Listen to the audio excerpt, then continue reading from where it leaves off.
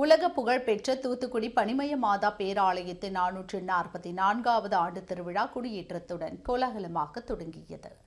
Vatican சிட்டியால் basilica அந்தஸ்து பெற்ற உலக புகழ்பெற்ற தூத்துக்குடி பனிமய மாதா பேராலயத்தின் 444வது ஆண்டு திருவிழா நேற்று கொடியேற்ற நிகழ்வுடன் தொடங்கியது. பனிமய மாதா உருவம் பொறிக்கப்பட்ட திருவிழா கொடியை மறை மாவட்ட ஆயர் ஸ்டீபன் தலைமையில் பங்கு தந்தைகள் மற்றும் பக்தர்கள் இணைந்து கொடிமரத்தில் ஏற்றினர். அப்போது பல்லாயிரக்கணக்கான பக்தர்கள் மரியே வாழ்க என விண்ணை விளக்கும் வகையில் முழக்கமிட்டு பலூன்கள் மற்றும் புறாக்களை பறக்கவிட்டு தங்களது மகிழ்ச்சியை வெளிப்படுத்தினர். கொடியேற்ற விழாவில் தமிழக மீன்வளத்துறை அமைச்சர் ஸ்ரீநாத், மனிதவள மேம்பாட்டுத்துறை அமைச்சர் சரத்குமார், மாவட்ட ஆட்சியர் விஷு மகாஜன், மாநகராட்சி மேயர் ஜெகன் பெரியசாமி உள்ளிட்டோர் கலந்து கொண்டனர். திருவிழாவையொட்டி தினமும் சிறப்பு திருப்பலிகள் நடைபெறவுள்ளன.